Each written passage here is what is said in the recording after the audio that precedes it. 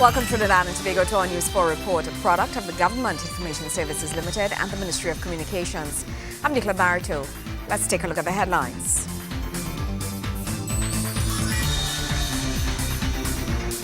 Trinidad and Tobago's liquefied natural gas market considered the most reliable supply of LNG in the Atlantic, according to the Energy Minister. Virtual EduCast seminar to be hosted in Port of Spain later this month. The Education Minister says technology should not be left out of learning. And Trinidad and Tobago national cricketers come in for high praise and commendations as the Prime Minister extends congratulatory greetings to new West Indies captain Dinesh Ramdin. Thank you for joining us. Trinidad and Tobago will play host to Latin American and Caribbean neighbors as the virtual EduCast seminar will be held at the Hyatt Regency in mid-May. Now, the conference is expected to address education, training and development, wherein participants will be exposed to international best practices in how information communication technologies can make a crucial impact on developmental education. Taking classrooms to the virtual world is the focus of the Virtual Educa, a program that focuses on utilizing information and communication technology in the exchange of education ideas among Latin American and Caribbean states. In preparing to host the second annual Virtual Educa Caribbean Symposium, Education Minister Dr. Tim Gopi-Singh says the hosting of the international seminar is testament to Trinidad and Tobago's education standards. Trinidad and Tobago stands proud on the international map for the tremendous work we are doing. There is another organization which we have linked by virtue of being the president of UNESCO of Trinidad and Tobago as Minister of Education. We stand on the global and international stage with UNESCO. Minister Gopi-Singh explained the importance of Trinidad and Tobago's participation in the conference, as government has implemented the use of technology by every student through its laptop distribution program. Trinidad and Tobago is so recognized internationally that at two of the World Global Education Conferences, Trinidad and Tobago stands tall in the discussions and interactions that take place. At one in London 2 years ago, 102 ministers of education were there, and Trinidad and Tobago was fully well represented and made some significant contributions in terms of where we are taking the world in education. And there was one thing that came out of it. If we leave ICT out of education, we are going to be left behind. And that was 2 years ago, discussed at the Global Education Conference in London. If we leave ICT out of education, we are going to be left behind. And Trinidad and Tobago definitely is not going to be left behind.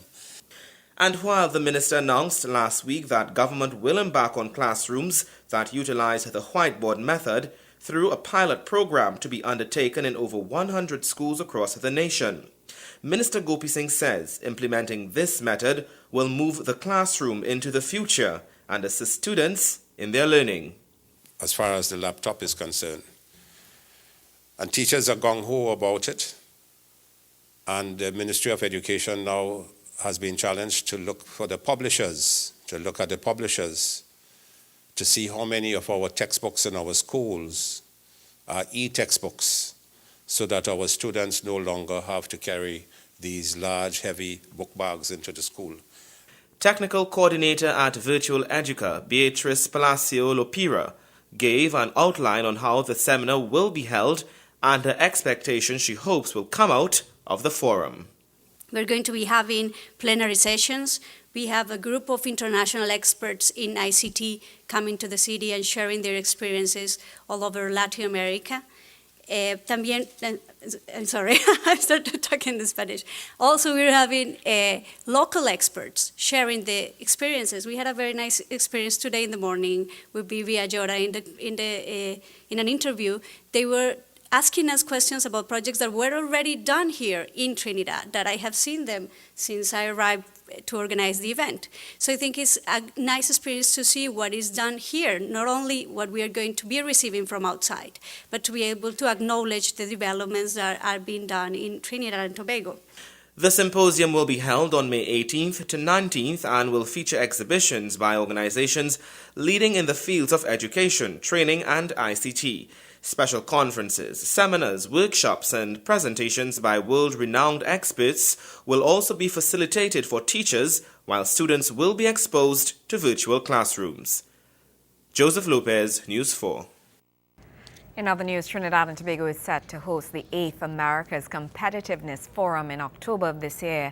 In reference to this, the Inter-American Competitiveness Network convened a steering committee meeting at the Hilton Trinidad seeking to address the status of the preparations of the forum and to provide recommendations on the issues to be brought before the forum. The America's Competitiveness Forum is the premier medium in the Western Hemisphere, bringing together governments, business leaders, and academics to discuss innovative methods to achieve economic competitiveness and promote innovation in the Caribbean and the Americas. Trinidad and Tobago will host the 8th America's Competitiveness Forum in October. This is the first time a small Caribbean English-speaking country will be hosting the forum. The ACF provides an opportunity for business-to-business and business-to-government discussions yielding practical actions that can improve competitiveness and economic prosperity in the Americas. Speaking at the round table, Dr. The Honorable Bo Tiwari, Minister of Planning and Sustainable Development, expressed his intentions to generate closer collaboration and support. During this session, he fielded questions from members of the committee about Trinidad and Tobago's readiness and views on specific issues to be brought before the October event. As you know, Maurice spoke to a subnational agenda being pursued at a conference to come. So, we will pursue that, and this was raised this morning by the representative from the U.S. as well. And we agreed to try and see how we can integrate that, okay? And as I indicated to you, we in fact had taken that into account in inviting the former mayor of Medellin to come, but because of a clash, we could not get him here. So it's not off the radar, all right? It's just a way, we need to find a way to do it. The second one, the governance behind innovation and the issue of national innovation systems. I suspect that's what you're talking about. And integrated strategies for developing an innovation framework. This is something that we are actively pursuing in Trinidad and Tobago. And by the time the conference comes about, we will have set in motion our national innovation framework. In a later interview with members of the media, Minister Tiwari explained how business would benefit from such an international conference. The whole purpose of the conference is to bring business, government, labor, NGOs, and academia together to discuss issues that have to do with development and growth and the role of productivity, competitiveness, and innovation in the development process. Meantime, in terms of TNT's competitiveness, the minister said there is still a little way to go. We are not doing as well as we should, give more per capita income, because we are not as productive as we need to be, and therefore not as competitive as we need to be. Felicia Wilson, More News 4. News 4 continues right after the break. Stay with us.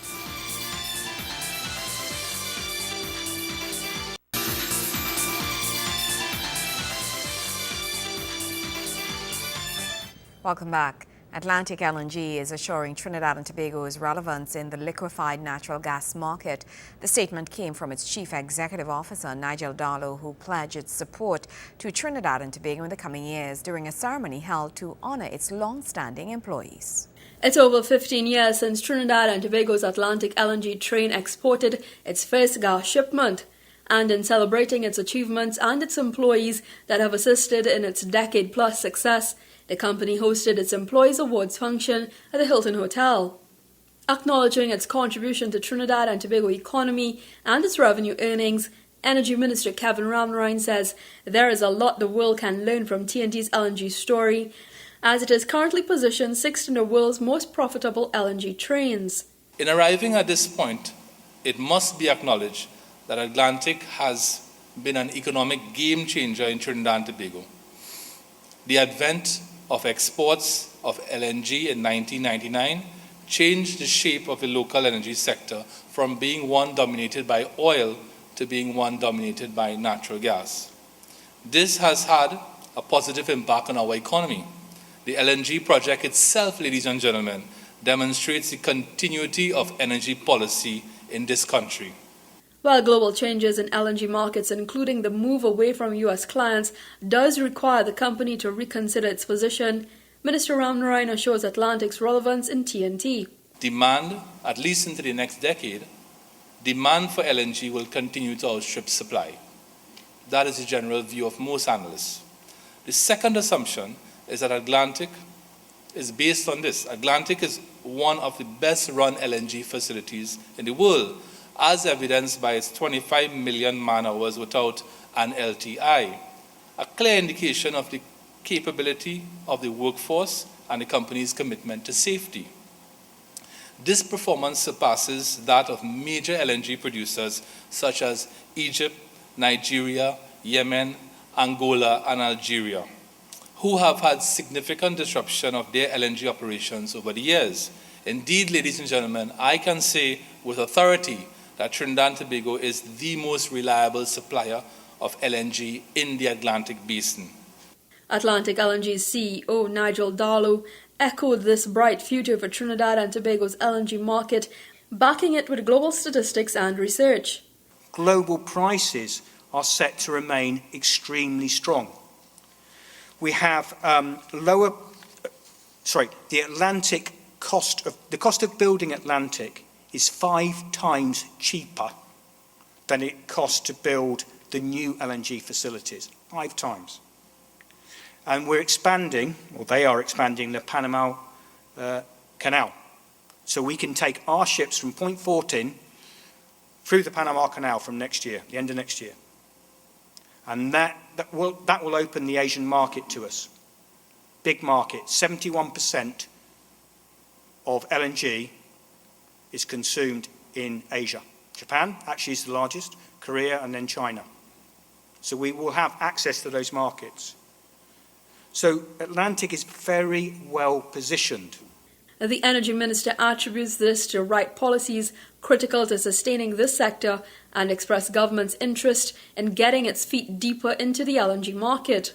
I have signaled that the government would like to get a stronger position in the LNG business. The NGC, as you all know, owns 10% of Train 1 and 11.11% of Train 4. And for historic reasons that predate me, the NGC holds no equity in Trains 2 and Trains 3. All would agree that the government or the NGC needs to have a bigger stake in the LNG business in Trinidad and Tobago. The government, acting through the NGC or another agency, would also like to have a greater presence in the marketing of LNG. That is our broad policy position towards the renewal of any LNG contracts. Meanwhile, CEO Nigel Darlow, in honouring its employees, says his company could not have achieved this much without its staff. For 15 years, as one Atlantic team, they have worked together and built Atlantic into the successful company it is today. Today, Atlantic has achieved close to 25 million man-hours without a serious injury. That is over 6.5 years of safe operation. That is world class. Kimberly Calloway, News 4. Outstanding personalities in the field of cricket have been commended by Prime Minister the Honourable Kamla Persad-Bissassa for their sterling contributions to Trinidad and Tobago in the discipline. Cricket has on many occasions put Trinidad and Tobago on the international stage, and it is for this reason that Prime Minister the Honourable Kamla Persad-Bissassa took the time to congratulate outstanding personalities in this field.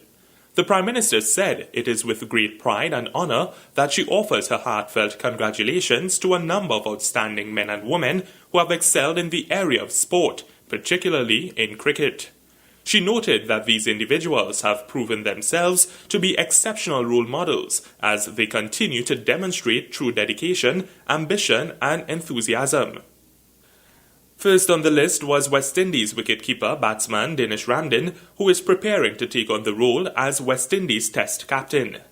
The Prime Minister noted that Ramdin is highly capable and qualified for this post, as his past achievements have fully prepared him to successfully lead the West Indies Test cricket team forward. She said she has no doubt that he will lead the team to tremendous victories, while acknowledging that he was the standing West Indies Test vice-captain and previously served as West Indies under-19 and A-team captain. The Honourable Prime Minister then extended best wishes to West Indies one-day captain Dwayne Bravo, who is recovering from an injury. Mrs. Prasad-Bissessar defined him as an exceptional cricketer, as she wished him a speedy recovery. She also took the time to recognise Azim Basarath, who has been elected again to serve as the chairman of the Trinidad and Tobago Cricket Board, commending him on a job well done. However, the praises were not limited to male cricketers, but also to their female counterparts. The Honourable Prime Minister commended West Indies women's captain Marissa Aguilera, who took Trinidad and Tobago's women to the semi-finals of the Women's T20 World Cup in Bangladesh in February. As these outstanding individuals take on their new roles, the Prime Minister extended her congratulations to them as she wished them great success in their future endeavours as they lead us to great victories. Nikolai Edwards, News 4. Sport is up right after the break. Stay with us.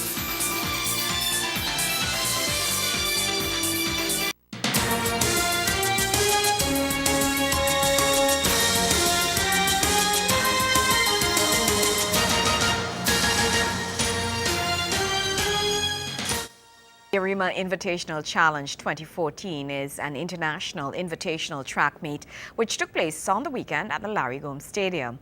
The event featured some of the nation's top athletes as well as our upcoming stars. News 4 Sports ventured to Arima for the meet, and we have the highlights in this Wayne Cunningham report.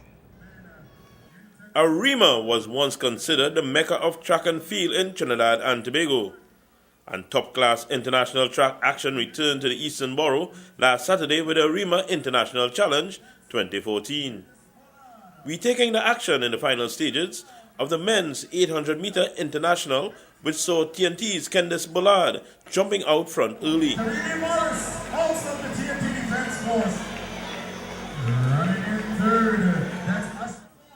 The Defense Force athlete held off all challengers to capture the title in 1 minute, 50.76 seconds. Kenyan Silas Kisario took second and Kareem Morris of TNT third.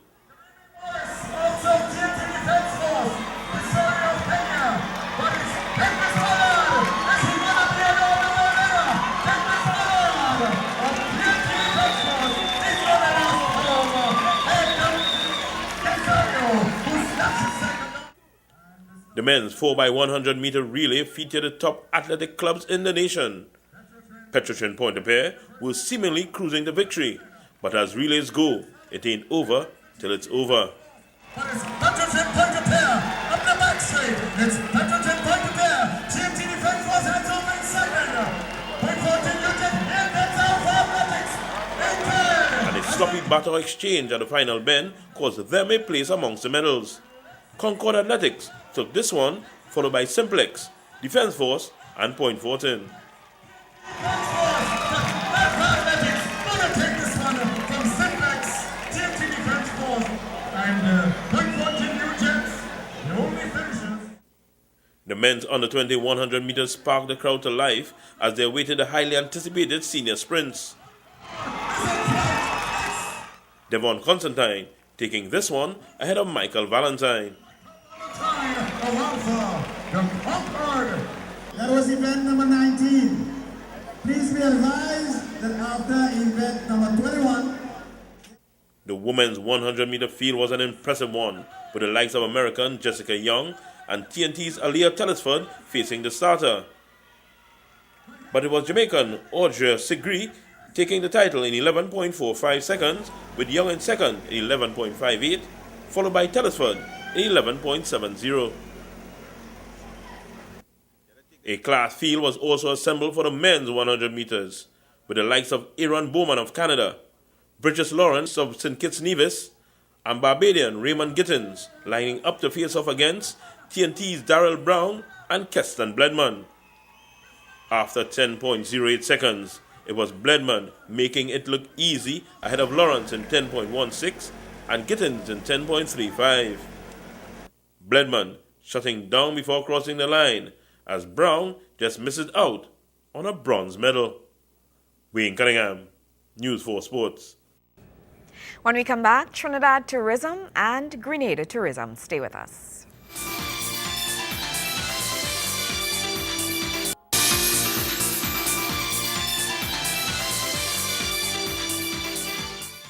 It is very proud of the sons of its soil. The island, known for its wicked jab-jab element of carnival, is preparing for Spice Mass 2014. Together with Grenada's Tourism Authority, the Spice Mass Corporation launched its carnival in Trinidad at the Radisson Hotel in Port of Spain. Grenada is truly a beautiful, rustic island known for its authenticity and rich culture, and this was encapsulated in this year's theme, Pure Grenada.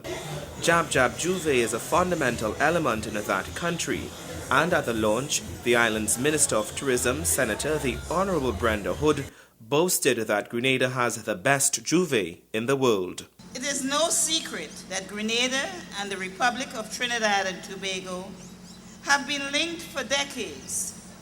Strong historical ties, family relations, traditional connections through sailing and fishing have rallied together to make Trinidad and Tobago the largest supplier of regional visitors to Grenada. No dispute there, but beyond that, Grenada's hospitality is also a major factor in luring visitors to the island for an event such as Spice Mass. Our traditional masqueraders are to be serenaded for their continuous efforts in keeping a delicate aspect of our heritage alive.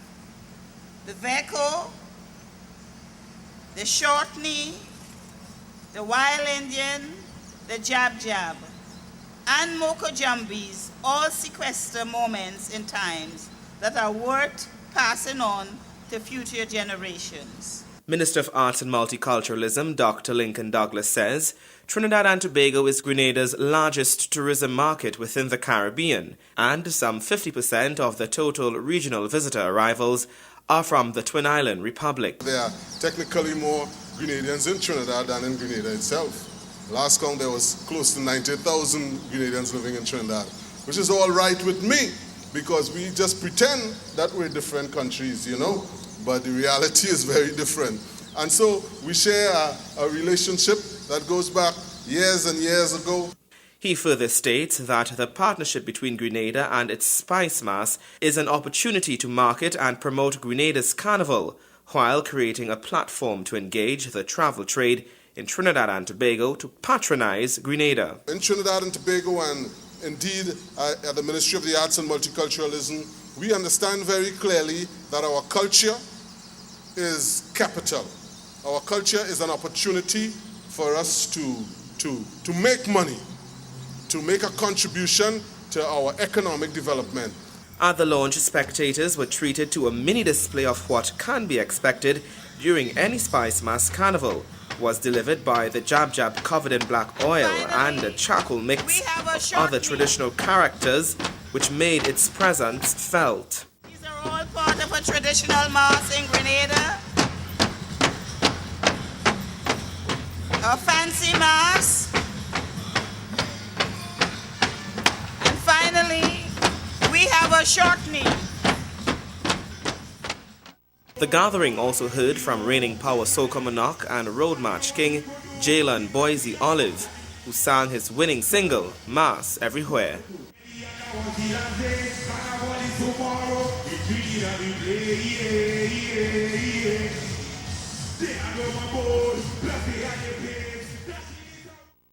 Courtesies were extended to the national air carrier Caribbean Airlines Limited, TNT organizer Christy Ramnarine and her team, and of course Spice Island Beach Resort, along with Grenada's Tourism Authority, for what many already foresee will be an amazing Spice Mass 2014 experience, thanks to the well-coordinated efforts of the launch at the Radisson Hotel. The Spice Mass season starts on July 25th and ends on August 12th.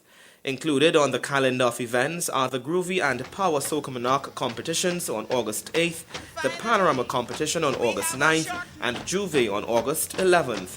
And of course, there will be lots of fetes in between. Joseph Lopez, News 4.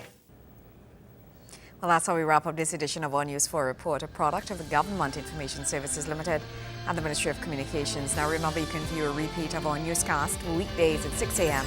and feel free to visit our Facebook page at www.facebook.com/RTV4. I am Nicola Barreto. Thank you for joining us.